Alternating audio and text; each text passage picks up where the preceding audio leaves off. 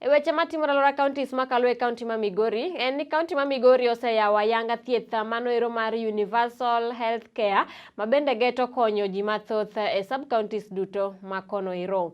Kolose wi okumba thieth makamano ero, county commissioner ma Migori county mano Migosi Meru Mwangi owacho ni chenro makamano ero biro timore e sub counties duto Migori, ahinya ne jogo eko mabende okonyalo e county no e yudo thieth makare e yorno ero mayota. Osingo tiyo machiegni kod sirikand county ma Migori mar konyo joma ok onyalo e yudo okumba mar thiethno. Ka jagoro mar thieth makono ero mano ero Migosi Kefa Nyamita owacho ni ji maromo 20,000 to biro yudo skim makamano ero e higani eri, ka joma odong' ibiro chiwnegi chenrono ero mos kata e higni mabiro.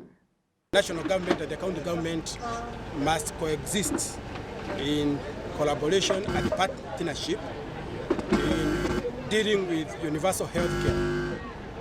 Universal health care for Kenyans is a very important component. Actually, it's a part of the government policy and program, and we want to acknowledge that value for the youth, the members of the public is very, very important. We say that health of the people portrays the wealth of this nation, and therefore when they are coming to launch this universal health care program, we feel part and parcel. And they have emphasized, they have said that they want to efficiently and effectively come up with strategies and modalities to improve the formerly used UNHIF card, which used to guarantee health care for the workers. Now they want us to register electronically, so that now quality and of the community can be guaranteed.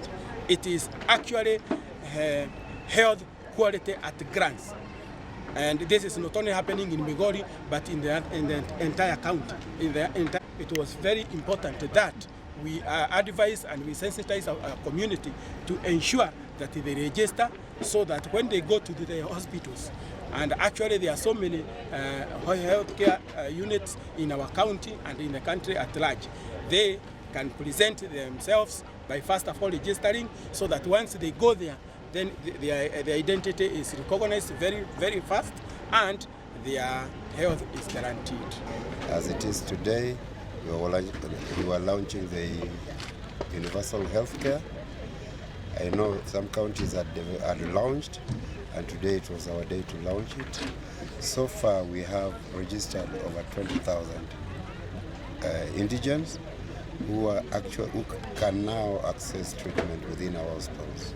90% of our hospitals are registered by NHIF. So it is a very good system. Now you can go at the clip of your thumb, you will always get identified, and you can be registered and given treatment or admitted as required, as your medication would require. All that is within the county, and I think we encourage it, and we encourage our people also. The part of the county government, we are also going to honor as we continue. So far we have 120